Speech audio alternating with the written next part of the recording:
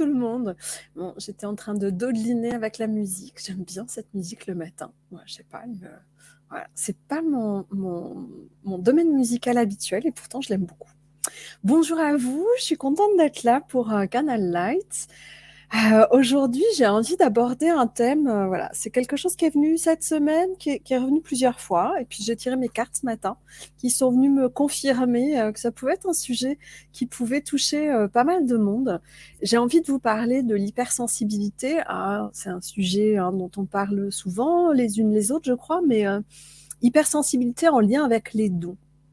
Pourquoi j'ai envie de vous parler de ça? Parce que j'ai vraiment eu des prises de conscience récemment qui m'ont permis j'allais dire, d'enrichir mon regard sur comment l'hypersensibilité permettait vraiment de développer ses dons, et bien souvent à notre insu.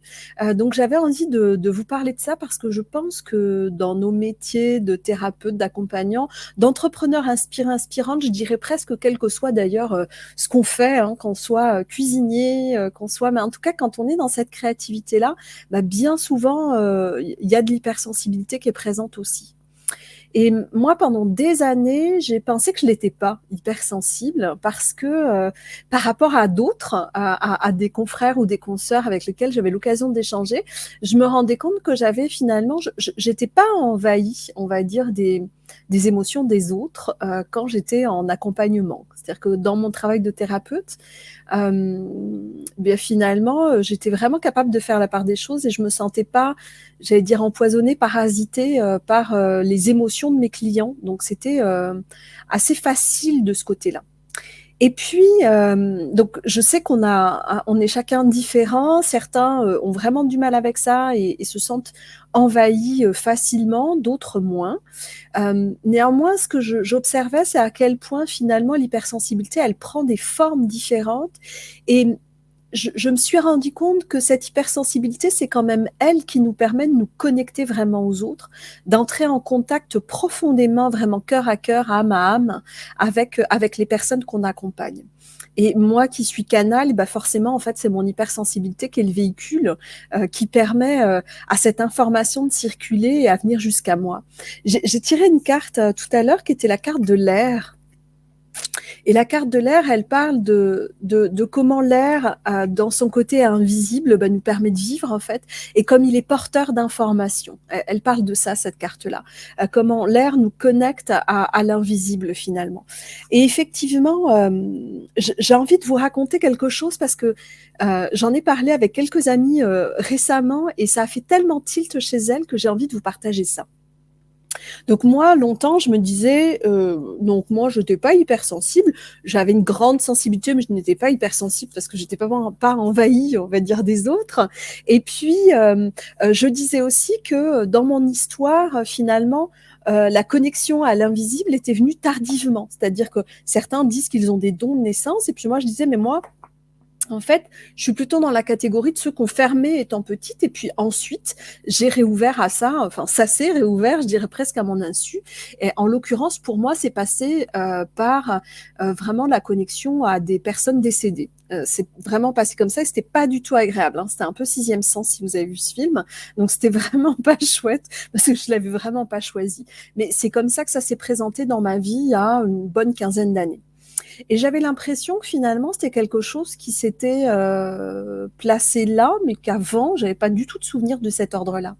Merci pour le sujet. Ouais, hypersensibilité, hyperémotivité. Ouais, on est bien d'accord. Il y a souvent effectivement une confusion de cet ordre-là. On est bien d'accord. Et pourtant, c'est pas du tout la même chose. Même si parfois, justement, les deux vont se mêler et c'est ça pour moi qui crée de la confusion.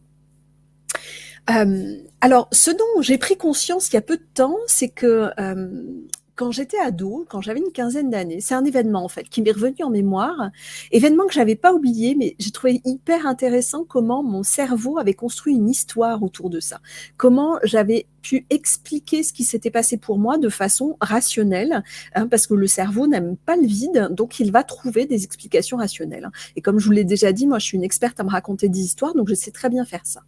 Donc, quand j'avais une quinzaine d'années, il y a un garçon de mon entourage qui est décédé dans un accident. Garçon que j'avais pas vu depuis 1 an et demi, mais avec lequel j'étais sortie quand j'étais en quatrième. C'était un de mes premiers amoureux. Voilà. Et puis, bon, Ça avait duré quelques semaines. Il avait compté pour moi parce que c'était dans les premiers, donc quand même, c'était pas rien. Mais après ça, il avait 1 an de plus que moi en plus, donc toute l'année de troisième, on s'est pas vu du tout, puis on n'était plus du tout en contact. Puis à l'époque, il n'y avait pas de portable, il n'y avait pas de réseau, il n'y avait pas tout ça. J'ai 47 ans, donc tout ça n'existait pas. Donc je savais pas du tout ce qu'il était devenu, ce garçon-là.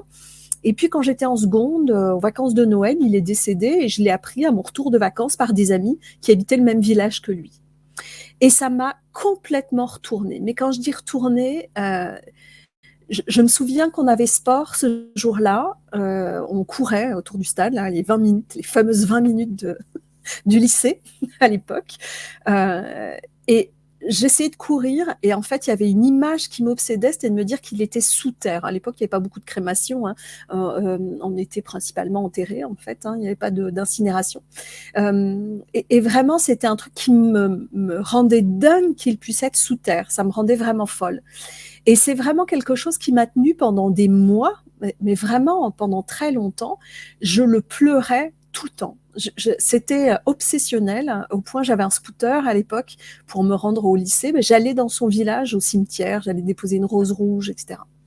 Et longtemps, je me suis raconté par rapport à cet événement-là que finalement, ça avait été ma première confrontation à la mort, puisque moi, mes grands-parents étaient encore en vie, il n'y avait pas eu de décès de proches autour de moi à cette période-là de ma vie.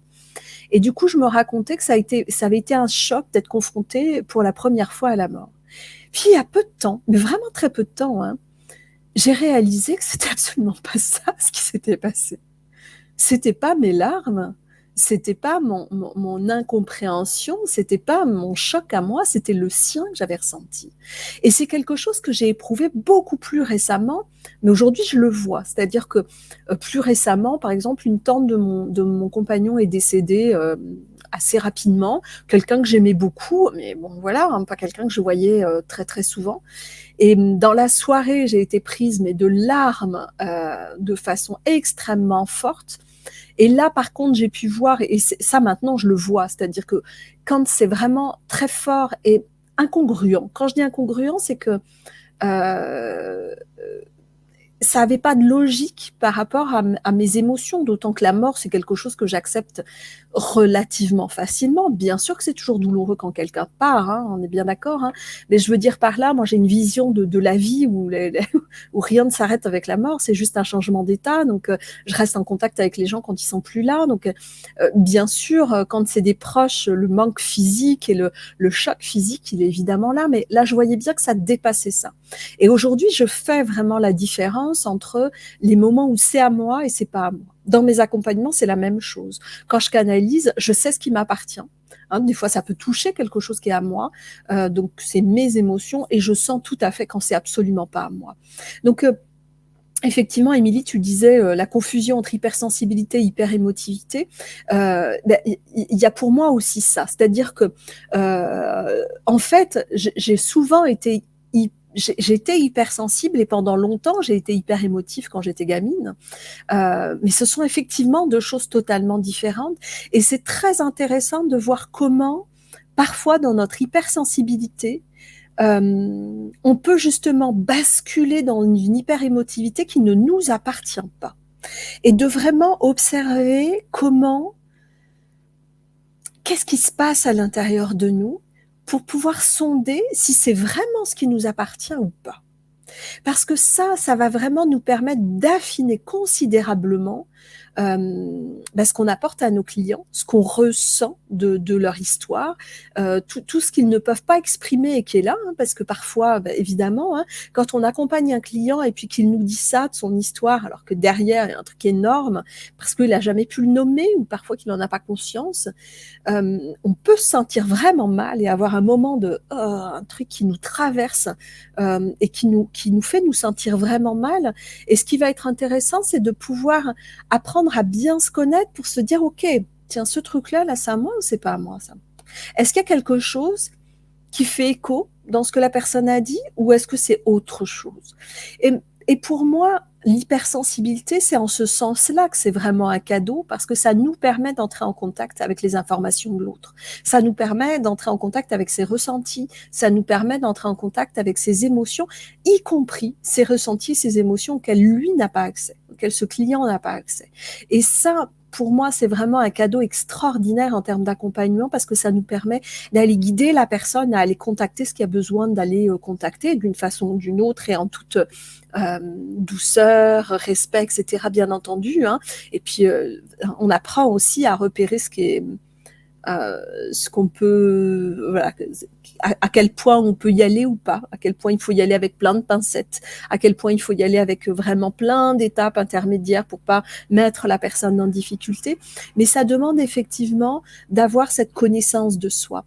Et je me suis rendu compte que de prendre le temps parfois de regarder les événements de notre vie où on a été euh, particulièrement chamboulé, euh, de justement aller avec le recul, là, regarder ce qui était à nous, ce qui n'était pas à nous, ça éclaire considérablement notre fonctionnement. Parce que moi, ce que je vous raconte par rapport à cet ami décédé, c'est une des manifestations qui me concerne. Hein. Bien entendu, tout le monde n'est pas dans cette situation-là. Cela dit, depuis que j'en ai parlé à quelques amis, plusieurs m'ont dit ah mais c'est là ce que tu dis là, mais en fait je me rends compte que dans telle situation je me suis retrouvée là-dedans en réalité et je l'avais jamais vu comme ça. Donc il me semble que c'est vraiment intéressant d'aller voir ça parce que ça permet de retrouver soi où on est. Donc c'est hyper important pour soi d'abord. Pourquoi je dis d'abord? Parce que ça permet de mettre du sens et de la cohérence et de reconnaître qui on est vraiment. Quand je dis qui on est, c'est savoir ce qui nous appartient, mais c'est tellement important. Bon, on en reparlera la semaine prochaine, enfin dans 10 jours, dans la formation thérapeute souveraine et abondante, parce que il y a un des sujets qui va être là-dessus. Mais pour être effectivement souverain, c'est de savoir ce qui est à nous, quoi, hein, déjà. C'est quand même tellement plus pratique, tellement plus facile. Donc ça demande effectivement ça. Donc pour soi, c'est hyper important parce que du coup, ça permet de mettre un stop ou en tout cas de le traiter différemment. C'est-à-dire que moi, plus récemment, par exemple, avec cette tante de mon compagnon, là, ça a permis de me dire, OK, attends. Là, c'est larmes en continu. Ça, c'est pas à moi. OK, qu'est-ce qui se passe? OK, c'est à toi. C'est toi qui es en train de pleurer sur ta mort. C'est difficile de l'accepter. Ça a été soudain, inattendu. Il y a cette notion d'avoir l'impression d'abandonner les tiens, etc. OK, on s'en occupe. On le travaille ensemble. Et on libère. Tu libères, je t'accompagne pour libérer. Mais du coup, une fois que c'est fait, moi, c'est fini, quoi. Enfin, c'est fini. Oui, il peut y avoir un peu de tristesse, bien sûr, mais c'est tout, j'allais dire. Hein, ça s'arrête là. Et c'est tellement plus confortable pour soi. Et puis pour nos clients, effectivement, ça va permettre d'éviter les projections, les réparations, hein, parce que quand on sait que c'est à soi, ben, ça permet de se dire, OK, là, ça touche quelque chose à moi que j'ai besoin d'aller voir, je vais mettre de côté et je me concentre sur mon client. Et puis, ça permet aussi de capter que là, on a saisi un message et qu'il est peut-être intéressant d'aller tirer cette ficelle-là tranquillement pour voir ce que la personne peut mettre en lumière, hein, puisque bien entendu, moi, jamais je ne me permets de, comment dire, j'allais dire de balancer, c'est un peu ça, de dire à l'autre quelque chose qu'il ne percevrait pas du tout. Mais c'est en donner un petit peu pour voir comment la personne s'en saisit et ce que ça peut mettre en lumière pour elle. Mais, et cette hypersensibilité, du coup, devient un véritable cadeau pour moi. Je trouve que c'est vraiment, enfin, dans nos métiers, mais c'est un de nos outils génial, en fait, qui nous permet finalement de faire ce métier-là, qui nous permet d'accompagner les personnes au mieux. C'est ce petit truc qu'on va saisir, c'est parce qu'il y a tellement de choses qui se passent dans les non-dits. Alors, dans la posture physique, hein, il y a des choses qu'on peut repérer, il y a tout ça, c'est tout ce que le mental est capable d'analyser. Bonjour Isabelle. Mais aussi, tout ce qu'on va pouvoir percevoir au-delà, hein, tout ce qui est dans l'air, hein, c'est la carte de l'air tout à l'heure, tout ce qui est dans l'air, toute l'information qui arrive à nous, et ça, c'est grâce à notre hypersensibilité. Donc, c'est vraiment pour moi un immense cadeau que ce soit là. Vraiment, pour moi, c'est vraiment juste c'est comme un outil qu'on affûte, je dirais. C'est-à-dire que heu, si on a besoin d'un couteau, qui serait utile pour éplucher les légumes, bah, on n'a pas besoin qu'il tranche, tout. Vous savez? On n'a pas besoin qu'il soit aiguisé au point de couper, moi je sais pas, une viande épaisse quoi. Et ben de la même façon, c'est vraiment, quand je dis aiguiser, c'est vraiment au sens de façonner notre outil. De le façonner au plus près de ce dont on a besoin par rapport à ce qu'on fait chacune et chacun. Donc que ce soit vraiment dans la finesse dont nous on a besoin avec toutes ces spécificités. Donc moi, c'est souvent passé effectivement par la question de la mort, de l'au-delà, enfin de l'au-delà, des autres mondes, je dirais. Hein, moi, ça va rapidement dans mes canalisations, très souvent m'emmener sur je vais dire le karmique, mais enfin ça, on en reparlera. Mais en tout cas, d'autres vies, d'autres existences, d'autres plans. Euh, voilà, c'est une de mes portes d'entrée à moi. Hein, c'est pas le cas de tout le monde, peu importe ce que c'est. Mais en tout cas, que ce soit aiguisé pour vous. Donc de vraiment affiner la compréhension de votre hypersensibilité, affiner euh, la sensibilité que vous avez pour pouvoir le modeler et que ça devienne un de vos outils vraiment précieux d'accompagnement. Ça, c'est vraiment, vraiment important. Bonjour Christine, finalement pas en replay alors, en partie peut-être. Donc ça, c'est vraiment, ouais, moi je pense un sujet important parce que tant qu'on le prend pas en considération, eh ben il y a plein de fois où on va se retrouver embarqué dans des émotions qui sont pas à nous. Ça peut être une des sources d'épuisement au travail dans nos métiers. Quand il y a des gens qui me disent mais moi je suis épuisée après une séance. Donc si on est épuisé après une séance, il peut y avoir plusieurs raisons. Ça peut être qu'on n'est pas avec la bonne clientèle, qu'on n'est pas au bon endroit et que du coup c'est pas adapté. Bonjour Julie. Mais parfois, ça peut être aussi parce que justement, on capte quelque chose et qu'on ne sait plus si c'est à nous. Et si on le fait sien, en fait, si on n'est pas capable de voir que c'est pas à nous, ben ça va nous miner, quoi. Ça va ça nous prend une énergie parce qu'on essaie de résoudre quelque chose qui ne nous appartient pas. Et en plus, ça embarque notre mental qui essaie de comprendre quelque chose alors qu'il n'y a rien à comprendre. Il y a juste à comprendre que c'est pas à nous parfois. Hein, donc ça demande effectivement d'affiner ça, d'affiner ses ressentis, d'être encore plus en lien avec son monde intérieur pour vraiment repérer ce qui est à soi et ce qui ne l'est pas. Donc c'est ce que j'avais envie de vous partager aujourd'hui, mais je vais tirer une carte.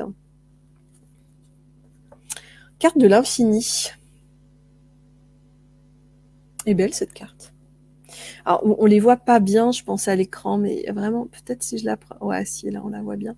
Il y a vraiment sur ces cartes-là quantiques, il y a toujours énergétiquement elles envoient vraiment quelque chose. Si vous connectez au dessin, là aux formes géométriques et aux couleurs, il y a vraiment quelque chose qui se passe, moi je trouve qui est assez puissant dans ces cartes, avec ces 2 8 entremêlés là. La carte de l'infini.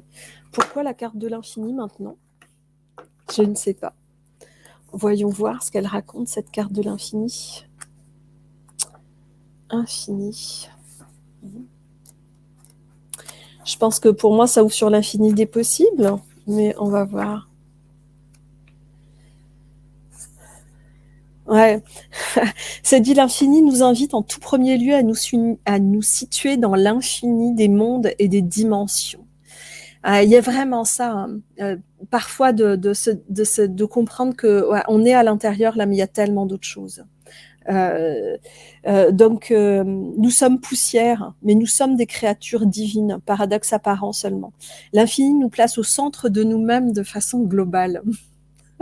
Ah, moi, j'adore ces cartes, elles sont toujours pile poil. Il nous ramène humblement à cette infime particule qui nous constitue, mais qui, dans le même temps, contient l'ensemble des univers possibles. Pour moi, elle nous ramène vraiment là. Hein, ce que je disais, c'est vraiment ce truc de je capte plein de choses et en même temps, je suis là, et de faire la distinction entre la poussière qu'on est et l'infinité des possibles et des dimensions qu'on peut capter. Ça va permettre aussi, j'allais dire même, de refermer des portes. Pourquoi je dis ça? Parce que parfois, chez certaines personnes hypersensibles, tout est ouvert, tout le temps. C'est insupportable. C'est insupportable à vivre parce qu'on ne sait plus. Et c'est important de pouvoir se dire, en fait, j'ouvre ce que je veux, ce qui m'est utile au moment où, et quand je remarque que c'est ouvert alors que ça me dérange en ce moment, je referme. Par exemple, moi qui suis canal, quand on fait une canalisation flash ou quand j'accompagne mes clients, je me branche. Je me branche parce que là, c'est mon rôle d'accompagnante. Et je peux te dire, des fois en 10 secondes, j'ai des infos qui arrivent. Bon, alors moi, c'est des images, des sensations, ça peut être plein de choses, des mots. Hein, mais en tout cas, je me branche sur l'autre. Est-ce que je fais ça dans ma vie de tous les jours? Au secours, non. Déjà pour les autres, parce que j'ai pas à me brancher sur eux sans leur accord, mais en plus pour moi, enfin, j'ai d'autres choses à faire que d'être tout le temps branché, y compris chez mes amis. Je veux dire, je me branche pas, sauf si on est en train d'en parler et que d'une certaine façon on me le demande. Hein, on se dit, attends là, est-ce que tu pourrais me dire un peu ce que tu sens? Ok, là j'y vais, mais sinon, je parle avec des amis, je parle avec des amis. Hein, je suis pas tout le temps en train de me brancher sur l'autre.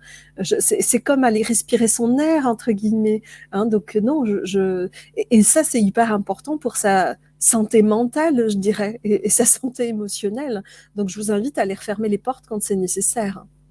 Je reprends vos commentaires. Christine, tu dis oui, c'est mon cas. Certaines fois, cela ne me mine pas. Je l'interprète en me disant que je me suis donnée à fond. Mais j'entends ce que tu dis et vais faire très attention. Ouais, c'est important d'être attentive. C'est vraiment quand je dis faire attention, c'est pas en termes de méfiance, hein, c'est vraiment effectivement de développer une attention particulière à ce qui se passe pour pouvoir sonder. Et tu verras que plus tu vas dans la finesse là-dedans, et plus ça va te permettre de jauger et justement de contrôler aussi ces entrées-sorties. C'est pour ça qu'on est toujours mal. Alors moi, je suis pas toujours mal. Hein. Je suis plutôt toujours bien. Non, pas toujours, mais globalement bien. Mais effectivement, parfois, ça vient influencer. Alors, je l'ai dit avec la clientèle, mais c'est pareil dans la famille. Je veux dire, on peut se créer une dépression parce qu'un de nos enfants va mal. Hein.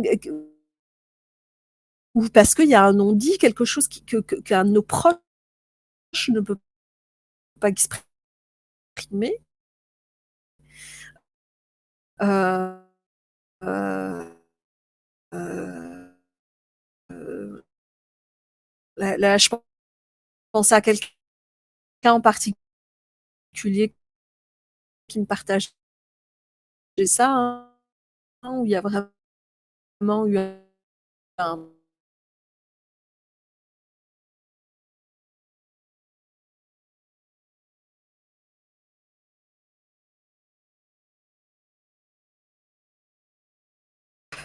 Ouais, ça y est, la connexion est rétablie. Désolée, je travaille de chez moi. La fibre arrive, semble-t-il, mais ils ont bossé 2 jours en 2 semaines, donc ça arrive tout doucement. Hein. Donc désolée, je crois que ça a coupé, je vais reprendre où j'en étais. Je disais oui, effectivement, quand on est hypersensible, on peut être vraiment parasité, y compris dans le cercle familial ou dans le cercle proche. Et ça va être important de mesurer ça, de se dire, OK, est-ce que moi, concrètement, là, est-ce que j'ai des raisons, mais sans aller chercher, vous savez, parce que sinon, on en trouve des raisons. Mais si à un moment donné, ça vient pas rapidement de se dire, ah bah oui, il se passe ça, et là, OK, c'est de se dire, attends, prenons le temps là de sonder là, qu'est-ce qui se passe dans mon environnement? Est-ce que c'est un client? Est-ce que c'est ma famille? Est-ce que c'est des amis proches? Il se passe peut-être quelque chose, au moins d'ouvrir la porte à peut-être ça me concerne pas. Parce que ça va permettre effectivement de mettre du sens et je dis de mettre du sens, mais c'est surtout ouais, de se dire, oh, en fait, c'est pas à moi ça. Donc de permettre éventuellement à l'autre d'exprimer quelque chose si on sent quelque chose, hein, d'aller sonder tranquillement là aussi, hein, sans entrer, j'allais dire sans se permettre d'aller voir là où on n'est pas censé, où on n'a pas été invité à le faire, hein. Mais pour pouvoir se dire, attends, de pas se laisser embarquer. Hein, parce que effectivement, on peut vraiment passer par des périodes de déprime importantes quand on est connecté à quelqu'un qui va pas bien et qui ne l'exprime pas. Hein. Pour moi, dans l'hypersensibilité, c'est aussi un espace lié avec l'hyperémotivité. Pour le coup, c'est qu'on est hypersensible, on capte. Et une des manifestations, ça peut être l'hyperémotivité, c'est-à-dire qu'on va exprimer pour l'autre. Ça passe à travers notre corps. Moi, c'est ce que je sens avec les morts, hein, très clairement. C'est que parfois, il y a comme ce besoin que ça passe par un corps pour s'exprimer, puisqu'il n'y a plus de corps pour l'autre. Bon, moi, une fois que je l'ai vu, je veux bien pleurer 10 minutes, mais je ne vais pas y passer 3 jours, quoi. Hein, ça me dérange pas de laisser passer quelque chose à partir du moment où je sais c'est pas à moi. mais je vais pas non plus y passer ma vie, quoi, du tout, hein.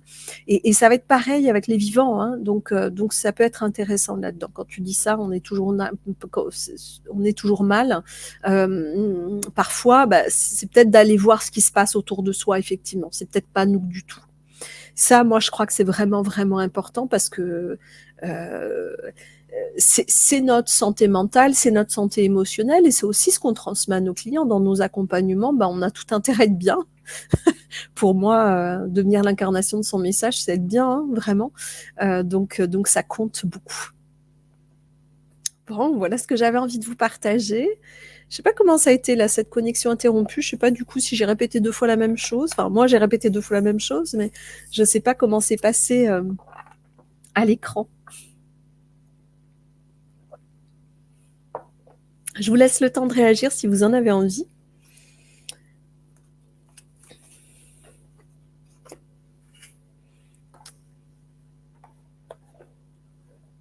Ouais, il y a pas mal de décalage avec ma connexion qui est pas géniale. 15 bonnes secondes de décalage entre le moment où je parle et puis le moment où ça arrive chez vous. Donc je laisse le temps. Ouais, je suis bien, mais ne fais pas la différence entre la connexion et moi. Ah, et ben ça c'est vraiment important de prendre le temps de mesurer, tu vois, de jauger. C'est la sensation est pas la même. C'est vraiment, enfin, je dis la sensation est pas la même. L'émotion, elle est réelle, hein, dans ce qu'on, quand on capte l'autre. L'émotion, elle est vraiment réelle, elle nous traverse, mais ouais, il y a un truc de l'ordre de la cohérence. Je veux dire, au bout d'un moment, on finit par se connaître un peu quand même. On sait ce qui nous déclenche, ce qui fait naître certaines émotions et puis la façon qu'elles ont de se manifester. Et du coup, d'apprendre vraiment dans la finesse à reconnaître quand c'est à soi et quand c'est pas à soi, ça va vraiment changer beaucoup de choses. Et ça va simplifier la vie, hein. C'est vraiment, ouais, ça change tout. Ça change vraiment tout. Voilà ce que j'avais envie de vous partager. Hein, et puis, ouais, sans négliger le contact avec les défunts. Quand je dis ça, c'est que je vois que beaucoup de personnes en avaient pas conscience de vivre ça, qui étaient vraiment en contact avec des gens décédés et qu'en réalité, ça les a beaucoup traversés dans leur vie. Donc ça peut être intéressant à regarder ou pas. Vous verrez si ça vous concerne, je ne sais pas. Je vous remercie beaucoup pour votre présence et votre écoute, à vous en direct et puis à vous en replay. Et puis je vous souhaite une très belle journée. On se retrouve la semaine prochaine pour un nouveau Canal Light et la semaine suivante, nouvelle formation de 3 jours. Et je suis j'avais envie de la faire dès la semaine prochaine, puis je me suis dit non, Céline, laisse le temps aux gens de s'inscrire, hein, parce que moi c'est comme ça. Quand il y a quelque chose qui monte, quand il y a une inspiration qui vient, j'ai envie tout de suite, tout de suite. Et non, on va attendre du 10 au 12 pour thérapeute souveraine et abondante du 10 au 12 octobre 2022, donc. Et ce sera tous les matins à 9h30 pour des raisons pratiques, parce que mes soirées sont déjà bien prises, donc voilà. Donc, je choisis de le faire le matin, mais bien entendu, vous pouvez vous inscrire même si vous êtes prise en journée, puisque vous aurez accès au replay. Je vous remercie, je vous souhaite une belle fin de journée et puis à tout bientôt.